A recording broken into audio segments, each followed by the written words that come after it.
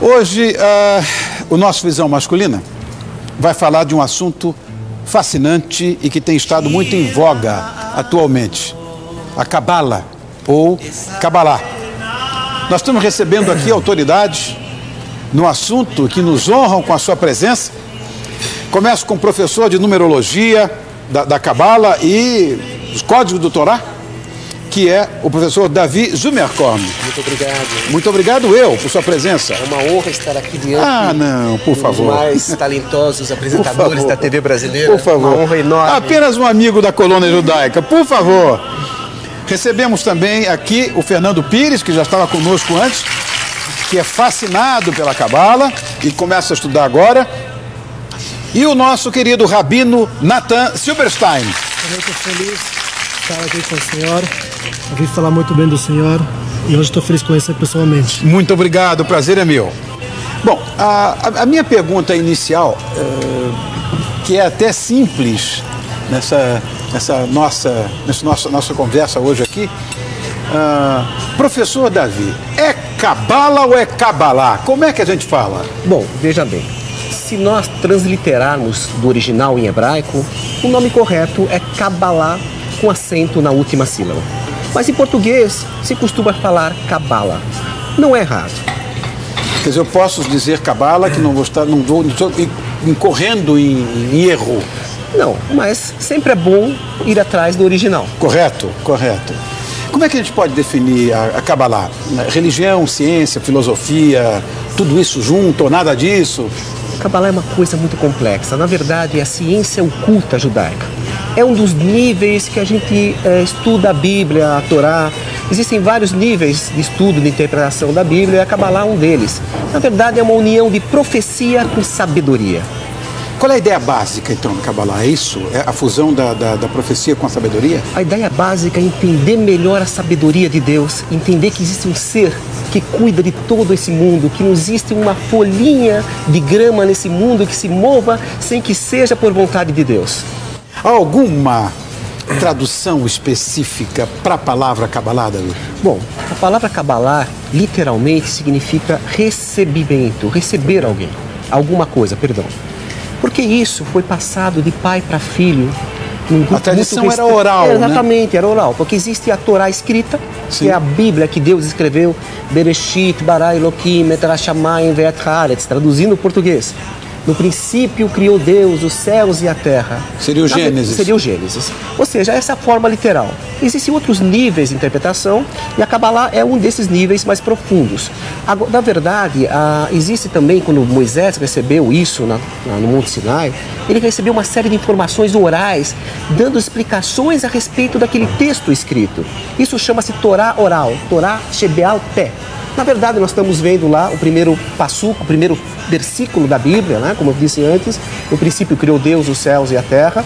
E quando Moisés recebeu informações a respeito desse assunto, isso foi passado para Josué e assim por diante para um grupo de sábios, ficou muito restrito a um grupo de sábios. Com o decorrer dos anos, agora mais recentemente, esse assunto, já que nós estamos numa época, segundo o ponto de vista judaico, uma época, uma véspera da era messiânica, esses assuntos devem ser divulgados para o mundo, porque a sabedoria de Deus tem que preencher o mundo como as águas preenchem o mar. Então, faz parte, é uma obrigação de nós, judeus, se nós temos esse conhecimento, divulgar isso para as pessoas de uma forma correta, sem exageros, mostrando realmente a santidade que existe dentro da Bíblia e das suas letras. O que é, na verdade, um cabalista, Davi? Veja bem, existem dois tipos de conotações com relação a cabalista. Existe o cabalista prático. Podemos comer, né? É lógico. Rabino, podemos comer, já está... Estamos liberados para comer. Certeza. Então, a gente costuma fazer uma brahá. Abrahá? Brahá é uma bênção em hebraico, com relação ao vinho. Sempre, em primeiro lugar, o vinho é uma bebida muito especial no judaísmo. Então vamos fazer juntos, cada um no seu jeito. Baruch atah Adonai Eloheinu melech haolam borei pri hagofen. Isso eu ouvi muito meu pai falando. Principalmente Adonai, né? Senhor. Lechaim, a vida. Lechaim, a vida. Lechaim. Lechaim. Bom, continuando a nossa história. Então, me desculpa a pergunta que você fez mesmo, perdão. O que é, na verdade, um cabalista? Veja bem, existe o cabalista prático e o cabalista teórico.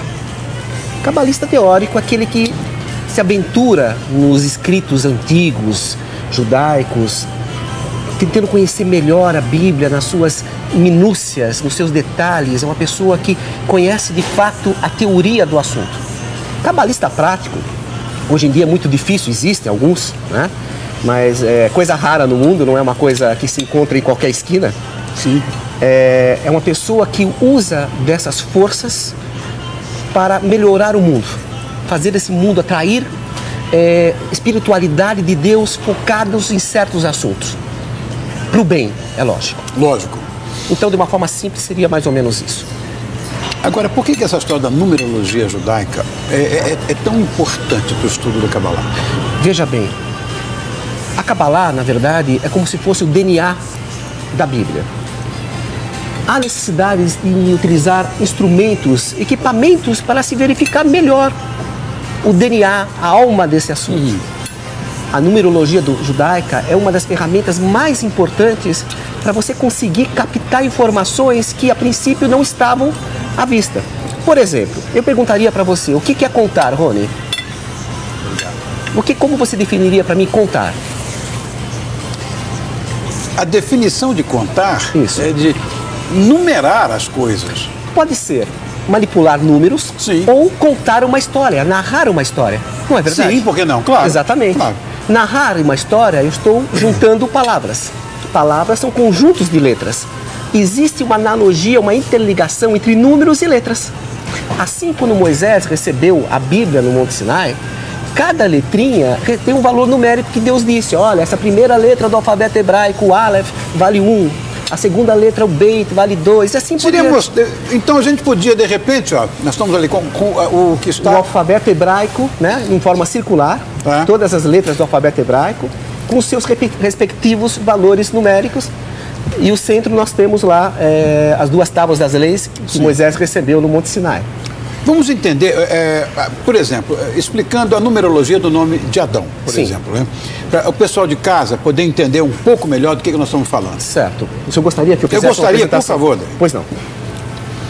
Então, nós vamos mostrar a numerologia do nome Adão, que foi o primeiro homem. Olha como é interessante. Hebraico ao contrário, isso me incomoda de certa forma. Eu queria dizer o seguinte, que na verdade o nome Adão não significa o nome do primeiro homem apenas. Sei. Adão vem do hebraico Adam, que significa um ser humano. Sim. Essa é a conotação, por isso que ele chama Adão, porque ele foi o primeiro ser humano. Ser humano, entendi. Muito bem, vamos fazer o seguinte. Pai, em hebraico, se escreve Av, duas letras do alfabeto hebraico. O Aleph e o Beit. Eu vou transliterar aqui da direita para a esquerda e colocar valores numéricos nessa palavra. Pai, a primeira letra vale 1, a segunda 2. Posso dizer que o valor pai equivale a 3. Mãe, em hebraico, se diz Em. Uma letra Aleph, primeira letra do alfabeto hebraico, e a letra Mem, a 14ª letra do alfabeto hebraico. Aqui nós temos 1 para a primeira letra e 40 para a segunda letra. Total, 41. Quando eu junto, aqui eu tenho pai e aqui eu tenho mãe. Se fala Em, da direita para a esquerda. Quando eu junto pai e mãe, eu gero o número 44, porque é 41 mais 3. 44 em hebraico é o valor numérico da palavra dam, que significa sangue. Quando pai e mãe se juntam, um novo sangue surge. Mas não basta apenas um novo sangue. Há necessidade de um terceiro sócio nessa jogada. Quem é? É Deus. Porque sem Deus as coisas não evoluem. Deus é um. Nossos sábios dizem, Hashem Echad, Shemo Echad. Deus é um e seu nome é um. Assim, podemos dizer, acrescentando Deus na união de pai e mãe, forma-se a palavra Adão, que seria o primeiro homem que surgiu. Pai e mãe e Deus é o próprio Adão. Que é Adão em português. Ah, coisa mais bonita isso. Existe um outro exemplo interessante, se você me permitir, rapidamente. Sim. Olha só, nas palavras hebraicas, nós podemos verificar que nelas já existe a apresentação física dessa palavra. Por exemplo, a palavra água em hebraico é composta por 3 letras, Maim. Uma letra Mem, um espaço, uma letra Yud e mais uma letra Mem. Nós sabemos que a molécula de água é composta por 2 átomos de hidrogênio e um de oxigênio. Então eu coloco o hidrogênio aqui, coloco o oxigênio aqui, coloco o hidrogênio. Percebam vocês que a letra Mem equivale a hidrogênio, essa letra equivale a oxigênio e essa letra equivale a hidrogênio. Então na própria palavra água a gente encontra a representação química dela. O povo de Israel é considerado como a lua. Ele recebe a luz do sol e transmite para os outros. Assim como a lua transmite a luz para a terra, sim, de uma forma direta, mas transmite, ela recebe e ao mesmo tempo ela passa essa luz. É interessante, nós temos que transmitir isso. Só que não nos pertence à humanidade. Correto. Isso é do mundo. E a partir do momento que o mundo conhecer a grandeza, a santidade que existe dentro desses assuntos, as pessoas vão ser melhores. Vão praticar mais caridades, um ajudar o outro, solidariedade entre as pessoas. Esse é o objetivo do mundo. O leão não mais brigará com o carneiro. Esse é o objetivo do mundo. O Davi Zimenkorn, ele é autor do livro Numerologia Judaica, que vocês já viram, nós mostramos muito a mais bonita das nossas vidas, porque nós éramos extremamente felizes e sabíamos disso. Obrigado pela audiência mais uma vez. Um beijo grande para você. Shalom! Shalom! Shalom! Ya mama